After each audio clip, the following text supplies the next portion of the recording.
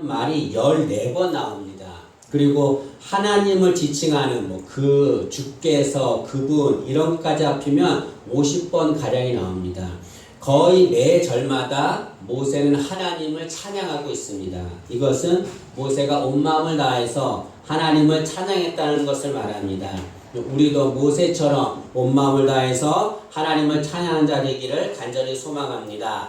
그럼 이 시간에는 모세가 무엇을 찬양했는가, 하나님이 어떤 것을 찬양했는가를 생각해 보고자 합니다. 첫째로 모세는 구속해 주신 것을 찬양했습니다. 오늘 말씀에 보면 주의 인자하심으로 주께서 구속하신 백성을 이라고 말씀하는데, 구속하셨다라고 하는 것, 이스라엘 민족을 구속하셨다고 하는 것은 이스라엘 민족이 애굽의 노예로 살고 있었거든요. 노예로 살고 있는 이스라엘 민족들을 끄집어내서 출애굽시켜서 자유를 주셨다는 것을 말합니다. 이스라엘 민족은 애굽에서 노예로 고통을 당하고 있었습니다.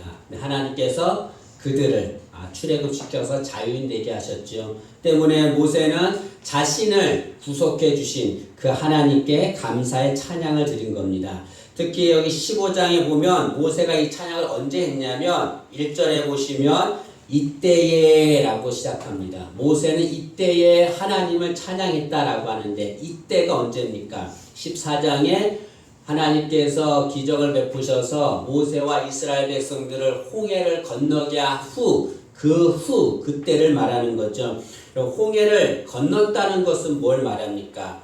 완전히 구속되어서 자유인이 되었다는 걸 말하죠. 이제는 애굽과 상관없이 자유인이 된 삶을 살았다는 것을 말합니다.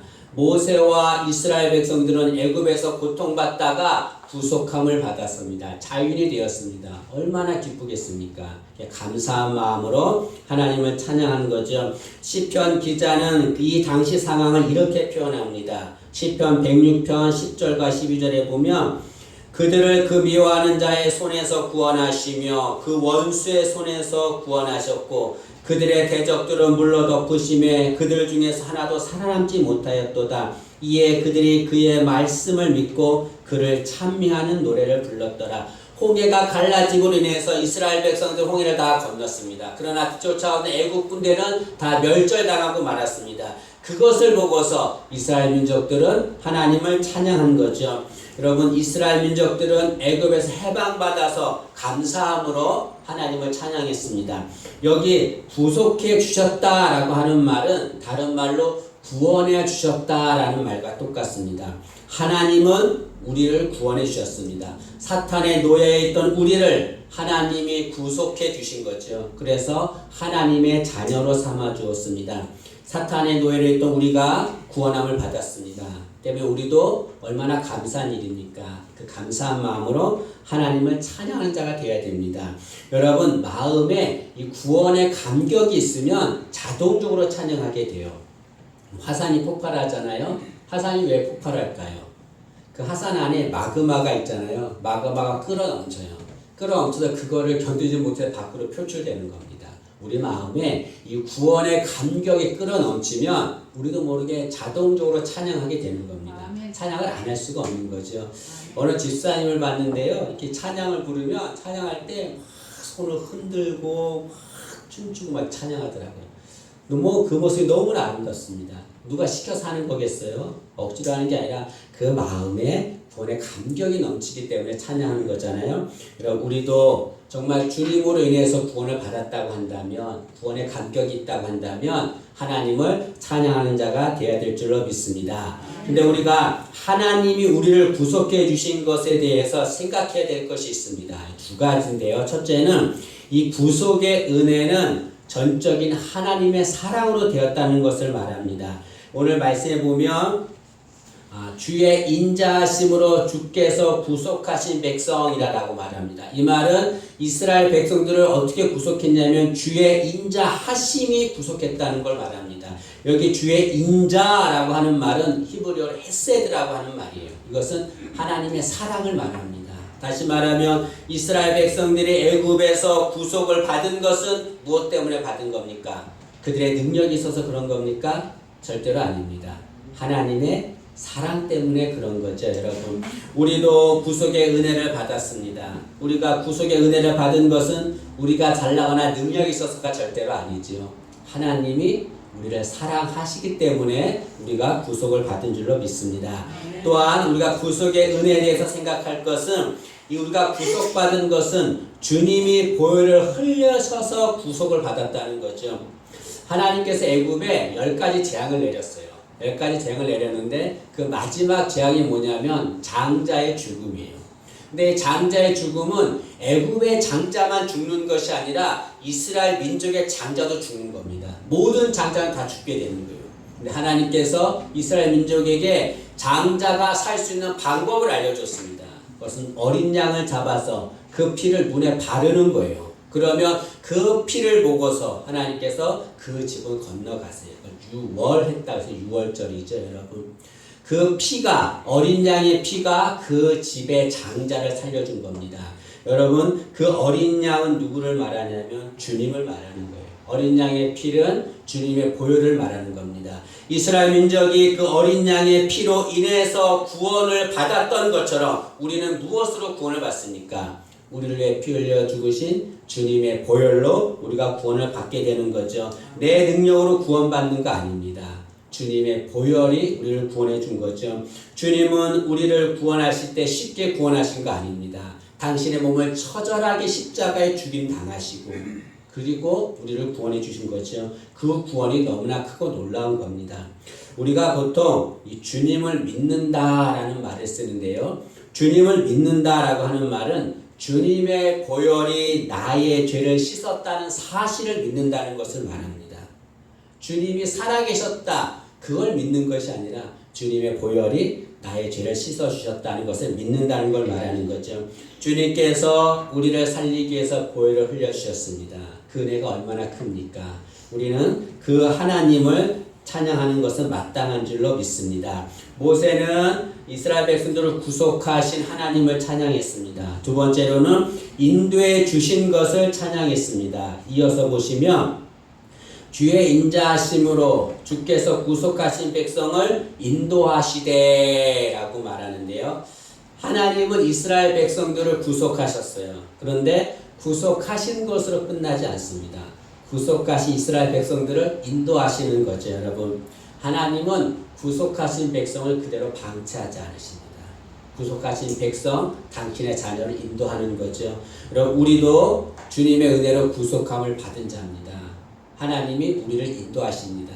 때문에 인생 살다가 힘들고 어려울 때 있죠. 넘어질 때 있죠. 그래도 절대로 절망하거나 두려워할 필요 없습니다. 왜 그렇습니까? 하나님이 구원하신 우리를 인도하시기 때문에 그렇습니다. 여러분, 세상은 운명론을 말해요. 운명론이라고 하는 것은 인간의 모든 것은 운명적으로 결정되었다는 걸 말합니다. 그래서 팔자라는 말을 쓰잖아요. 근데 신앙인은 운명론을 말하지 않습니다. 신앙인은 하나님의 섭리를 말합니다. 하나님의 섭리라고 하는 것은 하나님께서 계획하시고 그 계획하신 대로 인도하는 것을 말하는 겁니다. 여러분, 우리는 하나님의 인도함을 받는 자입니다. 하나님은 구원받은 백성들을 그대로 방치하지 않습니다. 하나님의 섭리대로 그들을 인도하시는 거죠. 우리는 하나님의 인도하심을 따라 살아가는 자가 되어야 될 줄로 믿습니다. 이 하나님의 인도를 받으면 어떻게 되는가? 그런 하나님의 인도를 받으면 부족함이 없게 되는 거죠. 하나님은 우리를 인도하실 때 부족함이 없이 인도하십니다. 그럼 이스라엘 민족들이 애굽에 나와서 가나안 가는데요. 40년 걸렸어요. 그 40년 동안 어디에 있었을까요? 광야에 있었어요. 광야. 그럼 광야가 어떤 것입니까? 뜨거운 태양과 이 모래밖에 없는 정말 부족한 곳이 광야입니다. 그러나 이스라엘 백성들은 그 광야에서 한 번도 부족함이 없는 삶을 살았습니다. 왜 그렇습니까? 하나님이 그들을 인도하셨기 때문에 그렇습니다. 이스라엘 백성들은 40년 동안에 단 한 명도 굶어 죽은 자가 없었습니다. 이방 민족이 공격할 때도 그 공격에서 승리하게 되었습니다. 성경은 말하기를 40년 광야 생활 동안에 이스라엘 민족의 신발이 닳지 않았다라고 말합니다. 어떻게 이런 일이 있을 수 있습니까? 하나님이 인도하셨기 때문에 그런 거죠.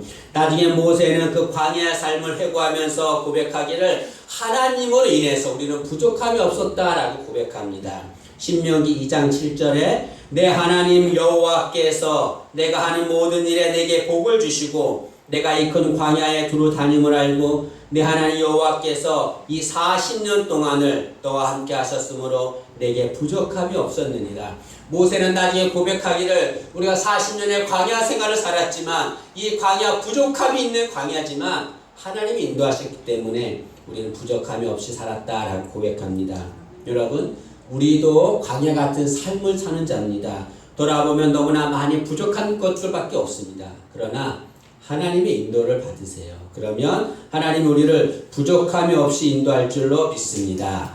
이 하나님의 인도를 받아야 되는데 하나님의 인도를 받기 위해서 해야 할 것이 있다라고 생각합니다. 두 가지를 말씀드리겠는데요. 첫째는 하나님을 온전히 신뢰해야 합니다, 여러분. 하나님이 우리를 인도하실 때 하나님이 내가 원하는 대로만 인도하지 않아요. 내가 가고 싶은 대로만 인도하지 않습니다. 엉뚱한 대로 인도할 때가 있어요. 왜 하나님이 이 일로 인도하실까? 여기보다 저기가 더 좋은데 왜 이리로 인도하실까? 하나님이 인도하는 걸 이해하지 못할 때가 있습니다. 그때 하나님을 신뢰하지 못하면 다른 길로 가게 되죠. 그러나 하나님이 우리를 인도하실 때 내가 원하지 않는 곳으로 인도할지라도 하나님을 신뢰하면 그곳으로 가게 됩니다. 여러분, 중요한 것은 무엇입니까? 내가 원하지 않는 곳을 하나님이 인도할지라도 하나님이 인도하시는 곳이 바른 곳이라는 거죠, 여러분. 이스라엘 민족들이 애굽에 나왔는데 하나님께서 이제 애굽에서 나온 이스라엘 민족들을 인도하시잖아요. 근데 인도하시는데 이스라엘 민족들이 처음에 맞닥뜨린 곳이 어디입니까? 홍해예요, 홍해. 홍해라서 앞으로 갈 수가 없어요. 뒤를 보니까 애굽 군대가 쫓아오고 있어요. 앞으로도 못 가고 뒤로도 못 갑니다. 죽을 수밖에 없는 상황이에요. 이스라엘 민족들은 하나님이 우리를 잘못된 곳에 인도했구나 라고 생각하고 하나님을 원망했습니다. 그러나 여러분, 하나님은 그들을 잘못된 곳에 인도하는 것이 아닙니다. 하나님이 이스라엘 민족을 홍해를 인도하신 이유가 무엇입니까?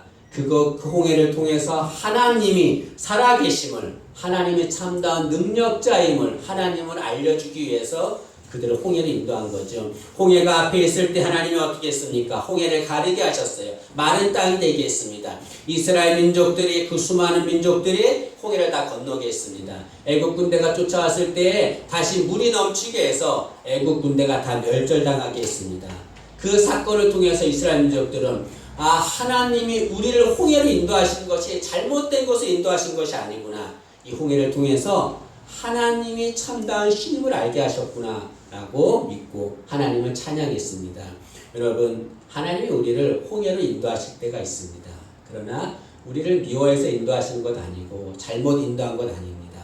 하나님이 인도하실 때 어디를 인도하든지 그곳으로 따라가는 우리가 되어야 됩니다. 하나님을 신뢰하고 따라가면 하나님이 인도하는 그곳이 바른 곳인 줄로 믿습니다. 하나님의 인도를 받기 위해서는 하나님보다 앞서가서는 안 되죠. 하나님보다 앞서서 가면은 하나님의 인도를 받을 수가 없습니다. 하나님께서 이스라엘 백성들을 40년 광야 생활했잖아요. 가나안 갈 때 뭘로 인도했냐면 구름 기둥과 불 기둥으로 인도했어요. 성경에 보니까 구름 기둥과 불 기둥이 이스라엘 민족 앞서서 갔다라고 말합니다. 이스라엘 민족들은 어떻게 했을까요? 구름 기둥과 불 기둥이 가는 곳으로만 갔습니다. 절대로 그 구름 기둥과 불 기둥을 앞서지 않았습니다. 그 기둥이 가면 따라가고 멈추면 따라 멈췄습니다. 만약에 이스라엘 민족들이 그 구름 기둥과 불 기둥을 앞서서 갔다가 어떻게 했을까요? 가나안에 갈 수 있었을까요? 가나안에 못 갔죠, 여러분. 구름 기둥과 불 기둥을 앞서면 절대로 가나안에 갈 수 없습니다. 마찬가지입니다, 여러분. 우리는 하나님보다 앞서서는 안 되는 거죠. 어떤 사람은 하나님이 지금 빨리빨리 나를 인도해야 돼요. 근데 하나님은 너무 느리게 가는 거예요. 너무 느리게. 너무 답답한 거예요. 그래서 하나님보다 앞서서 가려고 하는 사람이 있습니다. 그럼 내가 바른 길로 갈 수 있을까요? 절대로 갈 수 없습니다. 하나님이 인도하는 대로만 가야 되는 거죠. 하나님보다 앞서서는 안 됩니다. 신앙은 하나님께 맡기는 것입니다. 하나님께 맡기고 하나님이 인도하는 대로 가는 거예요. 그것이 바른 신앙입니다. 하나님은 이게 역사하실 때, 인도하실 때 급히 인도하지 않습니다. 급한 건 인간이지 하나님은 급하지 않아요.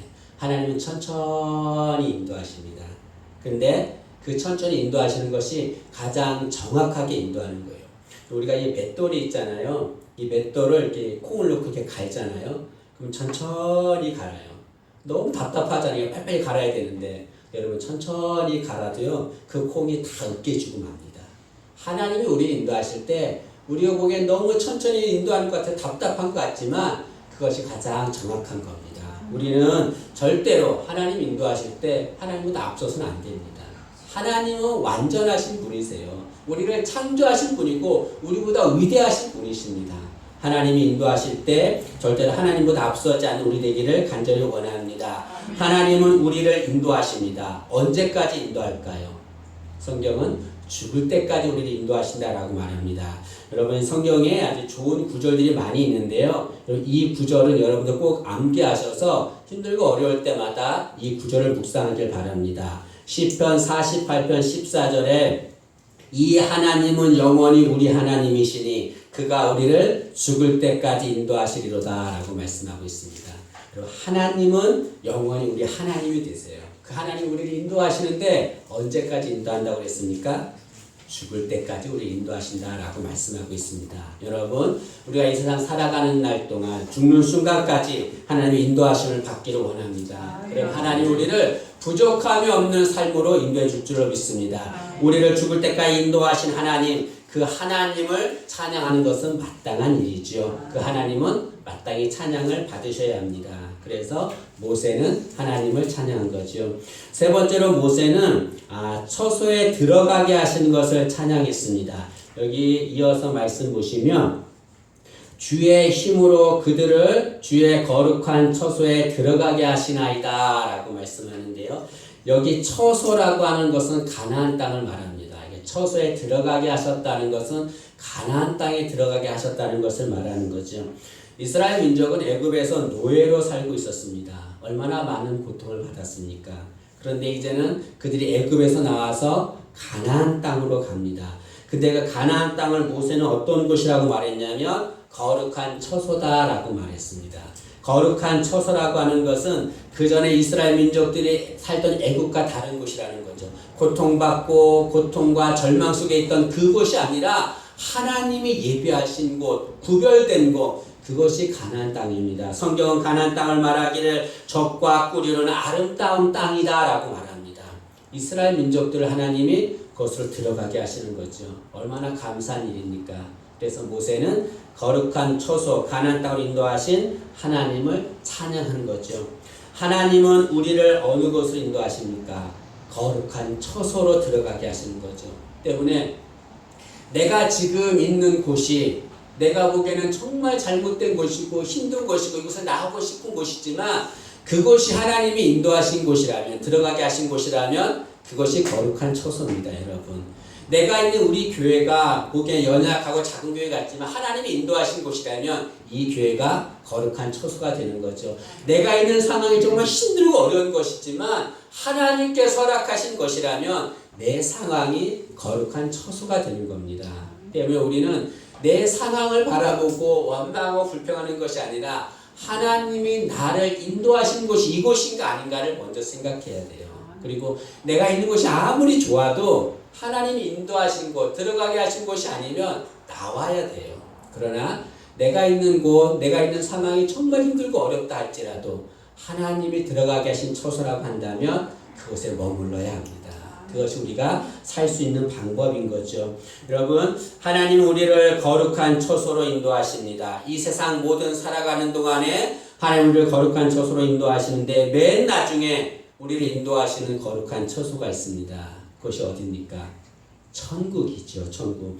주님께서는 이제 십자가를 지시고 제자들 떠나가게 되었어요. 제자들이 막 두려워하고 있었습니다.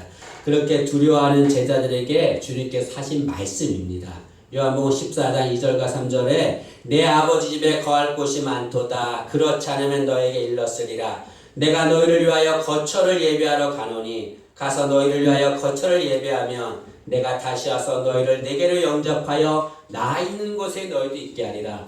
두려워하는 제자들에게 주님이 말씀하시기를 얘들아 두려워하지 말아라. 내가 너희를 위해서 처소를 예비하러 간다. 거처를 예비하러 간다. 그것이 어딥니까? 천국이에요. 근데 예비만 하는 것이 아니라 내가 다시 와서 나 있는 곳 천국에 너희도 들어가게 할 것이다 라고 말하고 있습니다. 거룩한 처소, 그것은 천국이에요. 하나님은 우리를 그것으로 인도하십니다. 여러분, 이 세상은 고통과 아픔이 있는 곳입니다. 눈물이 있는 곳입니다. 너무나 힘든 곳이 이 세상이에요. 그러나 이 세상의 삶이 절대로 끝은 아닙니다. 이 세상 산 후에 하나님이 예비하신 거룩한 처소, 천국이 있습니다. 그 천국에 하나님 우리를 들어가게 하시는 거죠. 지난주에 설교했듯이 그 천국 가면은 이 세상에 고통당한 모든 흘렸던 눈물, 주님이 그 눈물 다 닦아주실 것입니다. 그 거룩한 처소로 들어가게 하신 하나님, 얼마나 감사합니까? 우리는 그 하나님을 마땅히 찬양해야 될 줄로 믿습니다. 여러분, 지금 모세는 이스라엘 민족들을 하나님의 거룩한 처소 가나안으로 인도하신다고 했는데 지금 아직 가나안 땅에 들어가지 않았어요. 그럼에도 불구하고 모세는 하나님이 우리를 가나안 땅에 들어가게 하신다라고 확신 있게 말합니다. 왜 이런 말을 했을까요? 확신 있게? 하나님이 약속하셨기 때문에 그런 거죠. 얘들아, 너희를 내가 애굽에서 나와서 가나안 땅으로 인도할 것이야. 젖과 꿀이 흐르는 아름다운 땅, 애굽과는 비교되지 않는 그 땅으로 내가 너희들을 반드시 인도할 것이야 라고 말씀하셨습니다. 모세는 하나님의 약속을 믿은 거죠. 믿으니까 확신을 갖게 되고, 확신을 가지니까 하나님을 찬양하게 된 줄로 믿습니다. 여러분, 가나안 땅에 7 족속이 있었어요. 이스라엘 민족의 힘으로는 그 7 족속을 물리칠 수 없었습니다. 그러나 물리쳤어요. 하나님께서 물리치게 하신 거죠. 왜냐하면 들어가게 하시겠다고 약속했기 때문에 그렇습니다. 하나님이 우리에게 약속하신 말씀들이 있습니다. 여러분, 상황 바라보지 말고 하나님의 약속의 말씀을 믿으세요. 하나님께서 우리를 거룩한 처소로 들어가게 할 줄로 믿습니다. 여기 모세는 하나님이 자신들을 구속하신 은혜를 찬양했습니다. 그리고 인도하신 은혜를 찬양했고 처소에 들어가게 하신 은혜를 찬양했습니다. 여기 구속하셨다라고 하는 것은 과거에 베푸신 은혜를 말합니다. 인도하신다는 것은 현재에 베푸신 은혜를 말합니다. 처소에 들어가게 하신다는 것은 미래에 베푸실 은혜를 말합니다. 이 모세는 과거와 현재와 미래 그 모든 것을 주관하신 하나님을 찬양한 거죠. 여러분, 하나님은 과거에만 우리에게 은혜를 베푸지 않습니다. 현재에만 우리에게 은혜를 베푸지 않아요. 과거에 은혜를 베푸신 하나님, 지금도 우리에게 은혜를 베푸시고, 지금 우리에게 은혜를 베푸신 하나님, 앞으로도 우리에게 은혜를 베풀어 주십니다. 그 하나님을 찬양하는 것은 마땅한 거죠. 여기 과거와 현재와 미래는 그 사람의 일생을 말하는 거죠, 여러분. 모세는 일생 동안 하나님은 찬양받으시 합당하신 분이다라고 말씀하고 있는 겁니다. 여러분, 정말로 하나님은 찬양 받으실 분입니다. 우리 일생 다하도록 하나님을 찬양하는 삶을 살기를 간절히 원합니다. 그래서 일생 동안 하나님을 높이길 원합니다. 이 세상에서 하나님을 찬양하는 것이 아니라 요한계시록 7장에 보니까 나중에서도 구원받은 백들이 천국에 가서도 그 천국에서도 하나님을 찬양한다라고 말하고 있습니다.